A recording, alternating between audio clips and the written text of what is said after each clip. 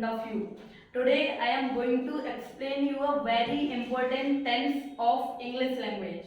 In Hindi we call at every tense as a काल. So present indefinite tense in Hindi is called वर्तमान काल. So in present indefinite tense we always talk about our present thing, like the things which are going on in our present, जो चीजें हमारे वर्तमान में हो रही हैं.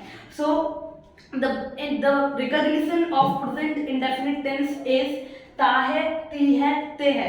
So before recognition I have to tell you that what is importance of present indefinite tense.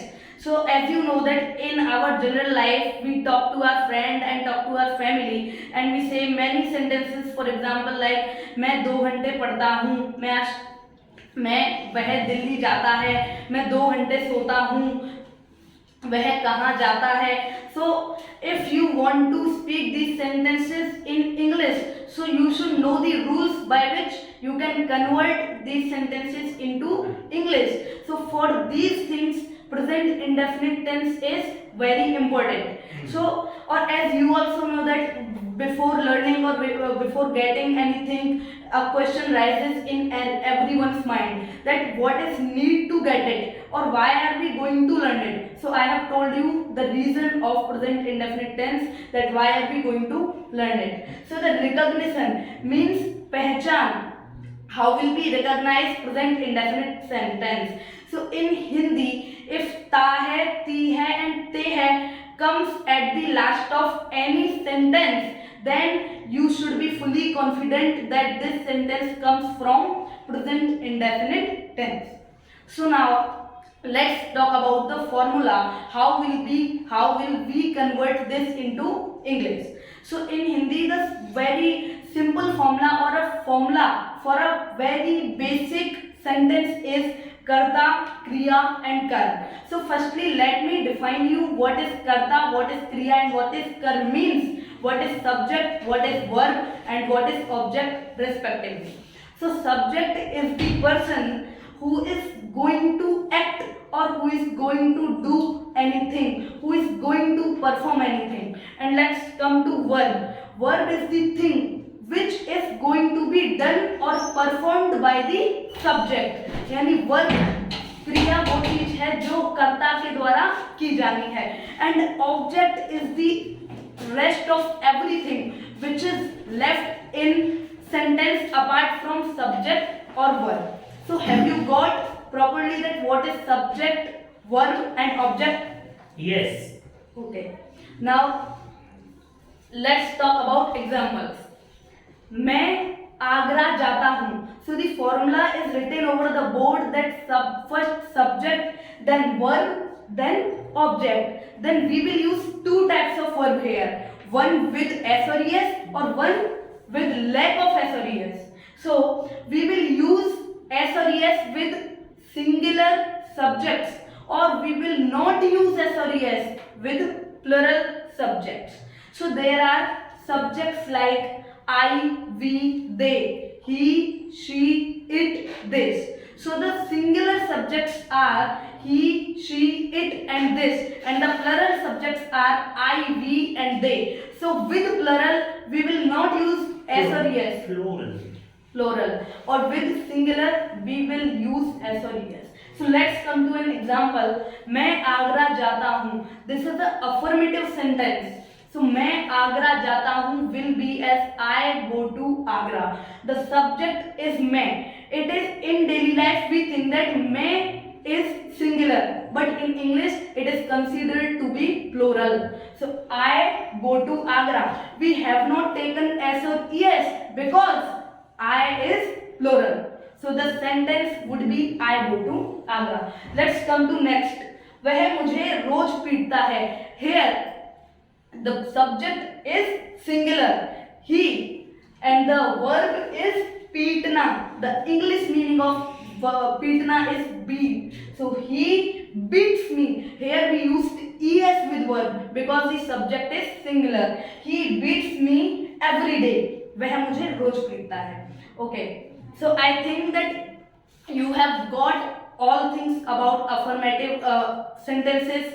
Now let's come to negative sentences. So what are negative sentences? Negative sentences are the sentences in which we are going to deny something, or we are having a negative sense towards that sentence or thing.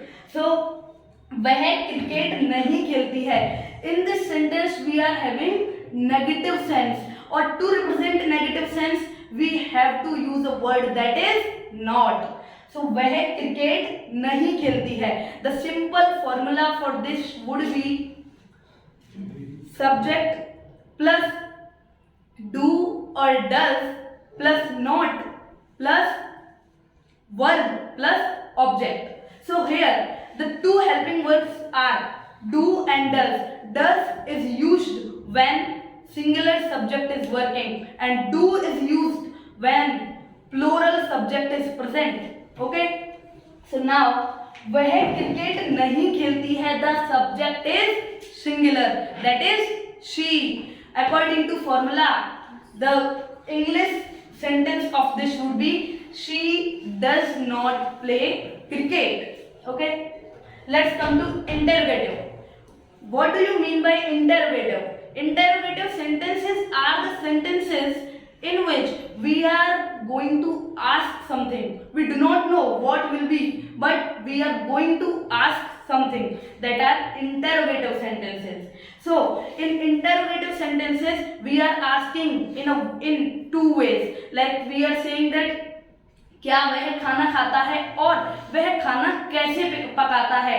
So the question word is coming in between the sentence or in beginning the sentence. So these two different sentences have two different ways of converting these into English. So first let's talk about the sentences which have question word in beginning of the sentence. Like क्या वह अंग्रेजी सीखती है.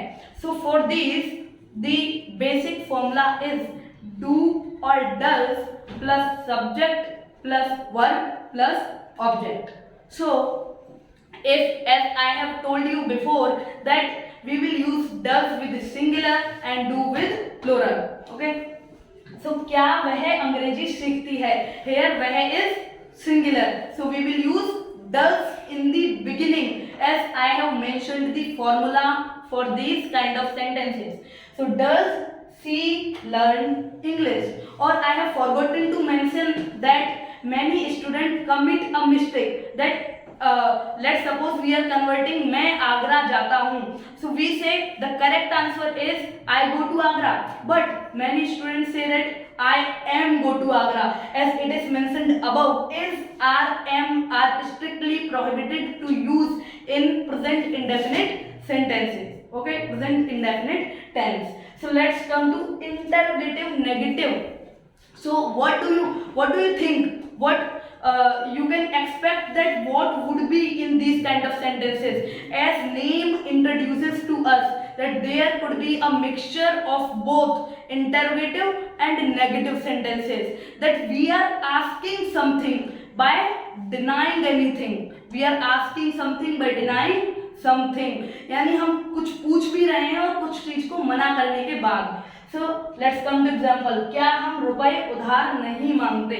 So in this, as I have told you the rule for interrogative that we will use do or does first, and negative has come. So after do or does we will use not. And you have another option as well, that after do or does you can use subject, and after that you can use not.